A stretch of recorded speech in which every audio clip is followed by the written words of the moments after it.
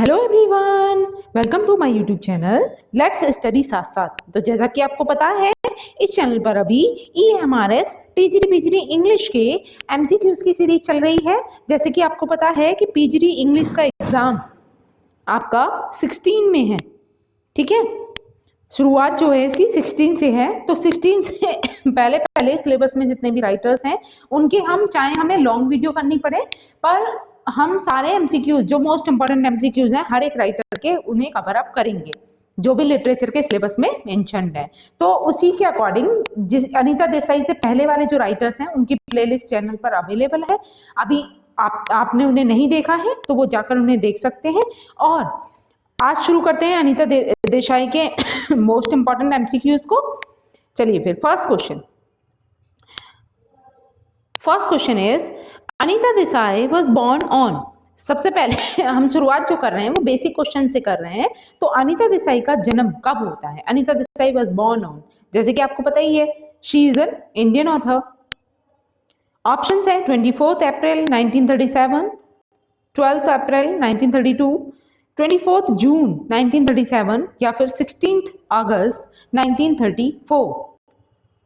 What should be the correct answer? सोचिए, answer कीजिए। Yes, Anita Desai was born on 24 June 1937। ध्यान रखना है, ठीक है। Option number C is the correct answer. Moving to the next question. Question second is Anita Desai was an Indian. Anita Desai एक Indian क्या थी? Novelist, lawyer, astronaut, swimmer. This is the easiest one, तो आप इजीली आंसर कर सकते हो। She was an Indian novelist, ठीक है। Option number A is the correct answer. Moving to the next question. Question number third is Anita Desai was born in. इनका जन्म exactly कहाँ हुआ था? जैसे कि हमें पता है कि इंडियन नॉवलिस्ट थी। अब इंडिया में इनका जन्म कहाँ पर होता है? ऑप्शन है Kolkata, Punjab, Lucknow, Mussoorie. What should be the correct answer? सोचिए, आंसर कीजिए। यस, अनीता देसाई का जन्म कहाँ होता है? Mussoorie. Option number D is the correct answer, Mussoorie. Moving to the next question. Number fourth is Anita Desai was the professor of humanities and. Anita Desai जो थी ये प्रोफेसर थी ह्यूमैनिटीज की, और ऑप्शन है Indian institute of technology, Kolkata institute of technology, London institute of technology या फिर Massachusetts institute of technology.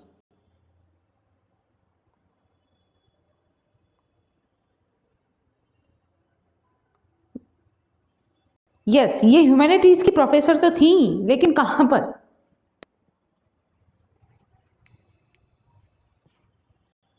Right answers.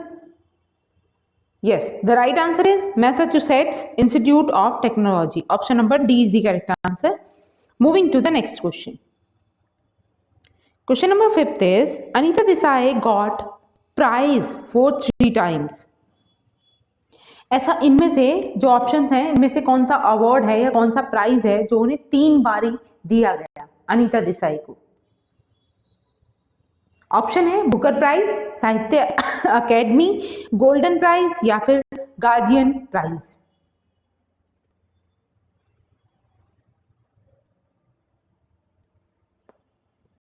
Yes, what should be the correct answer? यहां पर जो राइट आंसर होगा वो क्या है? बुकर प्राइज, ठीक है। इन्हें 3 बारी मिला है Booker prize. Option number A is the correct answer. Moving to the next question. Number 6 is Anita Desai received Sahitya Akademi award in dash. तो अनीता देसाई को साहित्य अकेडमी अवार्ड कब मिलता है? ऑप्शंस आर 1976, 1978, 1799 या फिर 1964। तो इसको तो आप कैंसल आउट कर ही सकते हो। बाकी 3 ऑप्शंस में से सोच के बताइए क्या होगा इसका राइट आंसर? साहित्य Akademi award.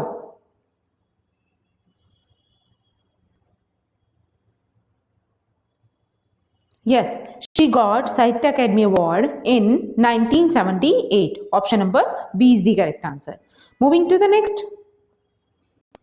Question number 7. Anita Desai got Sahitya Academy for her novel. तो यहाँ पे पूछा जा रहा है कि अनीता देसाई को जो साहित्य अकेडमी अवार्ड मिला था वो उनके कौन से पर्टिकुलर नॉवल के लिए दिया गया था. ऑप्शन है fire on the mountain, games at twilight, the village by the sea, voices of in the city. सोचिए, आंसर कीजिए. अनीता देसाई को जो साहित्य अकादमी अवार्ड मिलता है वो कौन से नॉवल के लिए मिलता है?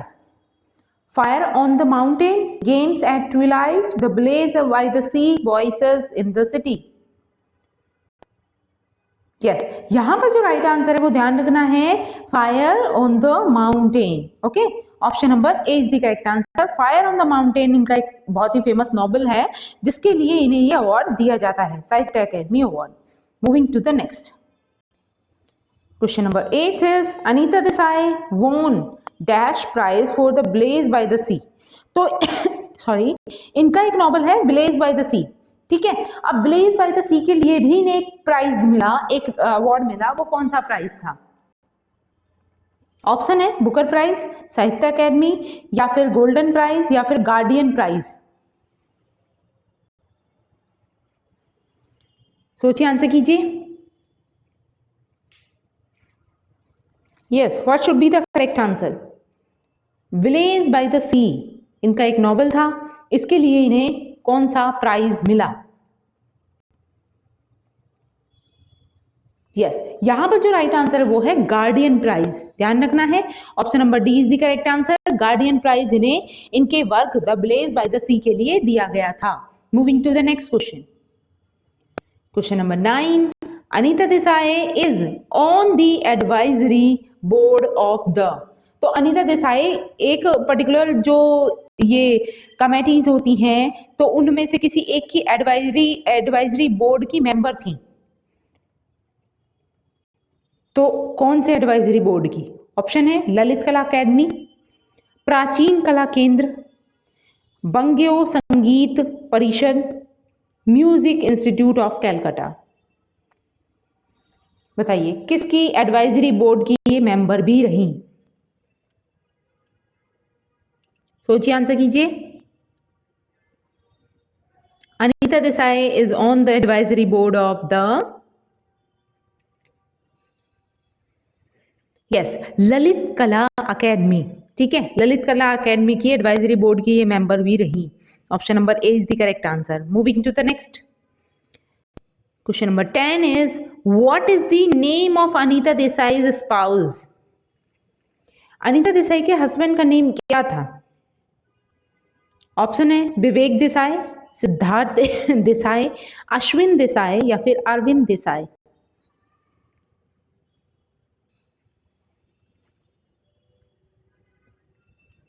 Yes, what should be the correct answer? Anita Desai's spouse name.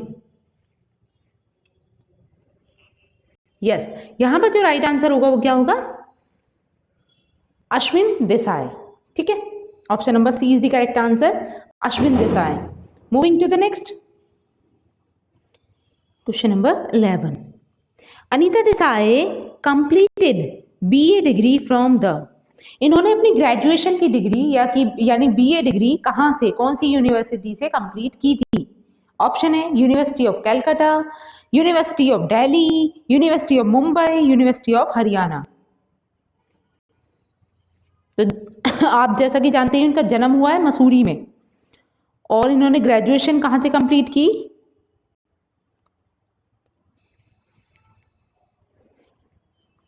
Yes, what should be the correct answer?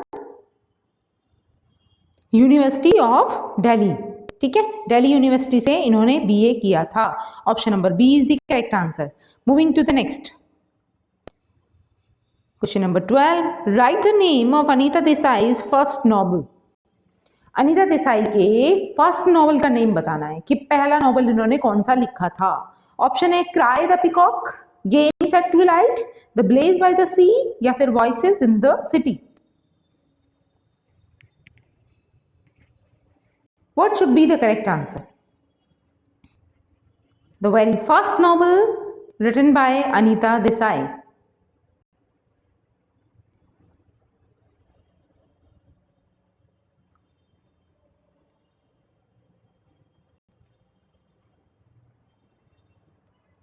Yes, Anita Desai का जो फर्स्ट नॉवल था उसका नेम है क्राई द पिकॉक. ठीक है, option number A is the correct answer, cry the peacock. Moving to the next question number 13. Fire on the mountain published on. तो ये जो वर्क है इनका फायर ऑन द माउंटेन, ठीक है, जिसके लिए इन्हें अकेडमी अवार्ड मिला था, तो ये वाला वर्क पब्लिश कब होता है? ऑप्शन है 1957, 1977, 1972, 1974. When was it published?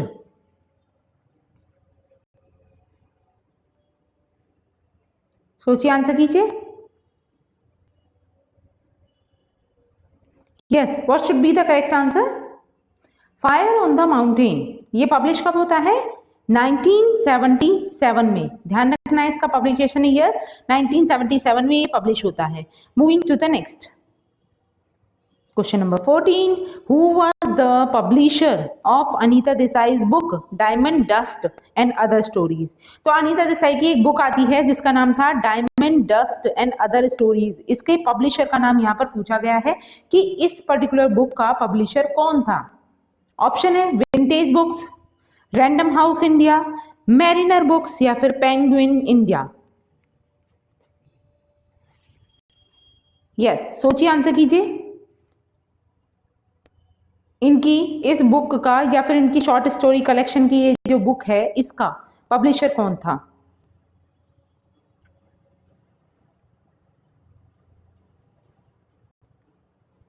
Yes, यहां पर जो राइट आंसर है वो है विंटेज बुक्स. ध्यान रखना है, option number A is the correct answer. Vintage books was the publisher. Moving to the next question number 15 is which of Anita Desai's novel turned into a English film? Anita Desai का वो कौन सा novel है जिस पर एक इंग्लिश मूवी बनी हुई है या जिस पर फिल्म आई गई है एक इंग्लिश मूवी? ऑप्शन है cry the peacock, games at twilight, blaze by the sea या फिर कस्टडी. यस, सोचिए, आंसर कीजिए.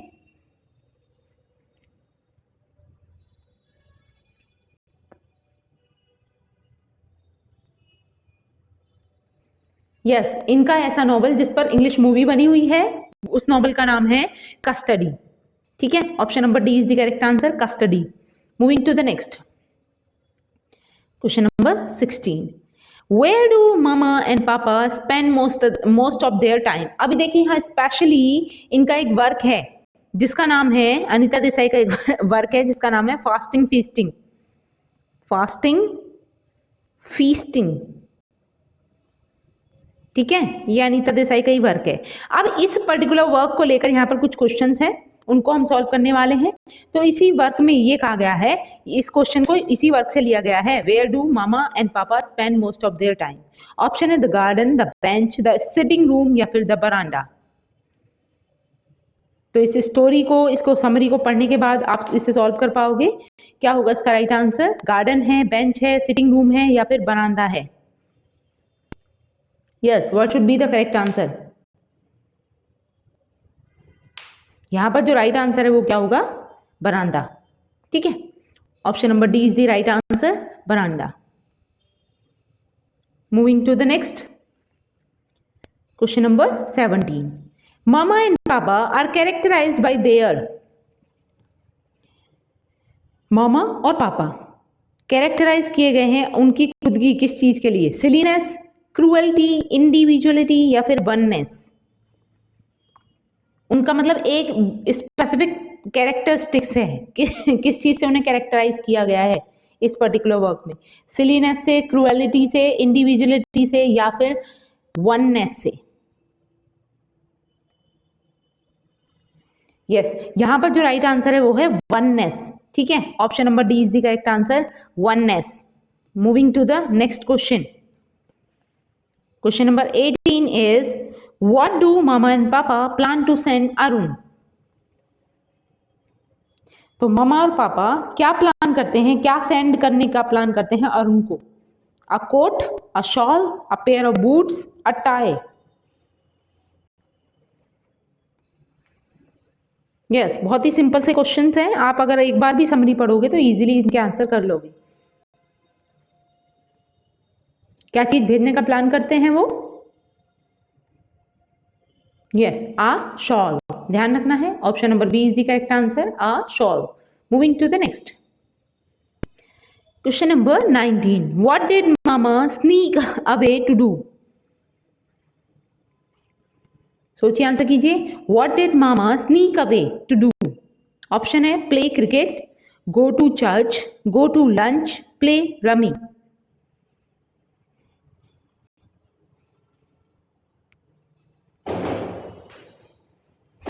Yes, what should be the correct answer?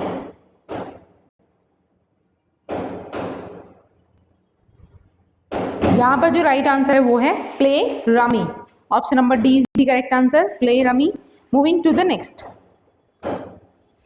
Yes, question number 20 is what was Papa's job? Papa की job क्या होती है? Option है lawyer, shop owner, doctor, banker. Yes, what should be the correct answer? Lawyer, shop owner, doctor, banker. Occupation क्या था? Yes, यहां पर जो राइट आंसर है वो है लॉयर। ठीक है, option number A is the correct answer, lawyer. Moving to the next question number 21। How did Papa react when Arun was born? तो कैसे रिएक्ट करते हैं? ऑप्शन है प्लीज्ड, इंडिफरेंट, एंग्री, इलेटेड। सोचिए, आंसर कीजिए। How did Papa react when Arun was born?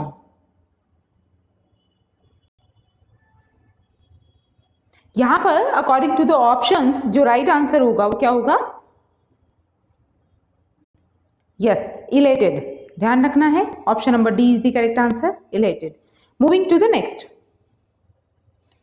22 is Uma had to leave school because school was not usually for girls. She had to take care of Arun. She was getting ready for marriage या फिर all of these। बताइए।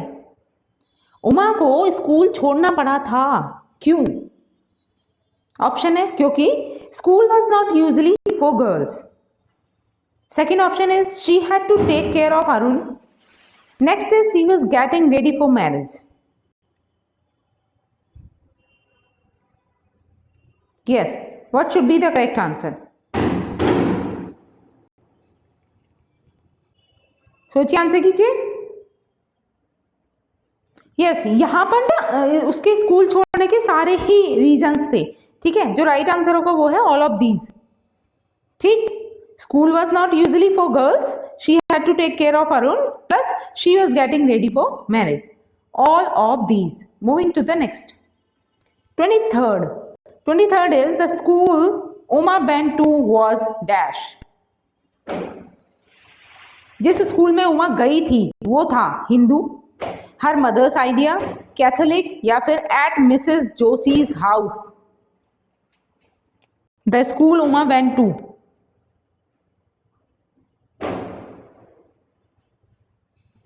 Yes, what should be the correct answer? The school Uma went to was Hindu, her mother's idea या फिर Catholic, at Mrs Joshi's house. तो यहां पर जो right answer है वो है कैथोलिक। जो स्कूल था ना वो कैथोलिक था। Option number C is the correct answer. Moving to the next 24th is as a student Uma was dash. As a student Uma कैसी थी? ऑप्शन है intractable, not very bright, smart and successful, not hard working. Yes, सोचिए, answer कीजिए। इसका right answer क्या होगा? Intractable, not very bright, smart and successful, not hard working. तो उमा कैसी स्टूडेंट थी? Yes, she is not very bright student. ठीक है, option number B is the correct answer. Moving to the next, 25th is, to whom does Uma appeal when she is told she is not going to school anymore? Uma किससे ये appeal करती है जब वो कहती है, बताती है she is not going to school any more, कि अब वो स्कूल नहीं जाने वाली है कभी भी? ऑप्शन है Mrs Joshi, Leela aunty, mother Agnes, या फिर मिसेस ऑनरी, O Henry, Mrs O Henry.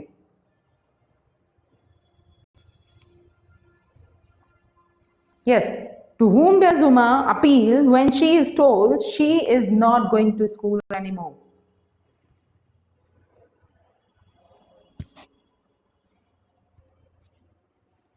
जब उमा को बताया जाता है कि उसे वो स्कूल नहीं जाने वाली है कभी भी, तो वो किससे अपील करती है? तो यहां पर जो राइट आंसर है वो है मिसेस एग्नेस या फिर मदर एग्नेस। ठीक है, option number C is the correct answer, mother Agnes. Moving to the next, 26th is, when Uma learns she is not going back to school, she, जब उमा को ये पता चलता है कि अब वो वापस स्कूल नहीं जाने वाली है, तो वो क्या करती है? She becomes destructive, runs away from home, has a fit, accepts it meekly. Yes, सोचिए, आंसर कीजिए। When Uma learns she is not going back to school, she becomes destructive, runs away from home, has a fit, accepts it meekly. तो यहां पर जो right answer होगा वो क्या होगा? Has a fit. ठीक है, उसे मतलब एक तरीके से दौरा पड़ जाता है। ठीक है, हैज अ फिट्स आने लगते हैं। Option number C is the correct answer. Moving to the next, 27, what bothers Papa the most about Arun? Arun के बारे में वो मोस्ट इंपॉर्टेंट या एक स्पेसिफिक चीज क्या आती है जो बॉदर करती है पापा को? ऑप्शन है he is not good at school, he is a vegetarian, he is sickly, he does not like cricket. तो अरुण की ऐसी कौन सी चीज थी जो बॉदर करती है उन्हें?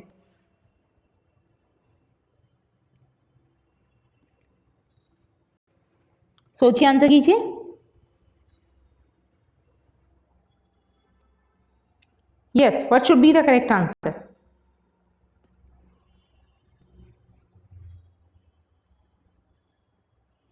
यहां पर जो राइट आंसर है वो है ही इज अ वेजिटेरियन। ठीक है, ये चीज उन्हें बॉदर करती है। He is a vegetarian. Moving to the next, 28th is, as a child Arun is dash। बचपन में या एज अ चाइल्ड अरुण कैसा था? Sickly, meek, quiet, all of these. यहां पर राइट आंसर क्या होगा? Sickly, meek, quiet. Yes, the right answer is all of these. ठीक है, ध्यान रखना है, as a child Arun was sickly also, meek also और quiet. All of these is the correct answer. Moving to the next, 29 is, Uma has a collection of. Uma के पास किस चीज का कलेक्शन था? Earrings, Christmas cards, scarfs, notebooks. सोचिए, answer कीजिए। Uma has a collection of earring, Christmas cards, scarfs, notebooks.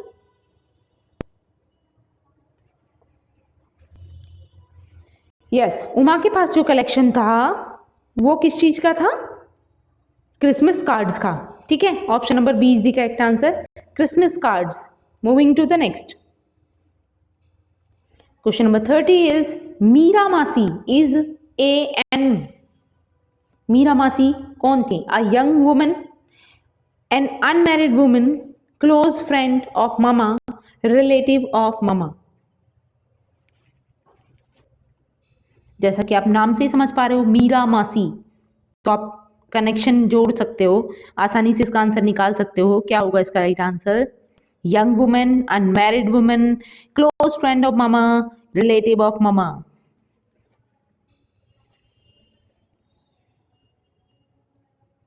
Yes, यहाँ पर जो राइट आंसर है वो क्या है? Relative of mama. ठीक है, option number D is the correct answer, relative of mama. Okay then, आज के लिए हम इतना ही रखेंगे। आज के जो क्वेश्चंस थे वो काफ़ी बहुत ही इजी लेवल के थे। अब आगे हम थोड़े टफ और डिफिकल्ट और जो जितने भी प्रीवियस ईयर में पूछे गए क्वेश्चंस हैं उनको इंक्लूड करके एक मैं थोड़े ज़्यादा क्वेश्चंस की एक कलेक्टिव सीरीज अपलोड करूंगी, उसको आपको देखना है और प्रैक्टिस करनी है। ठीक है, मिलते हैं नेक्स्ट वीडियो में। आई होप ये वीडियो आपको अच्छी लगी होगी, और अगर अच्छी लगी है तो प्लीज़ इसे लाइक करें, शेयर करें और साथ ही कोई सजेशन देना चाहते हैं तो आप कमेंट बॉक्स में लिखकर बता सकते हैं। मिलते हैं नेक्स्ट वीडियो में, तब तक के लिए thanks for watching, keep learning and keep supporting me. Thank you.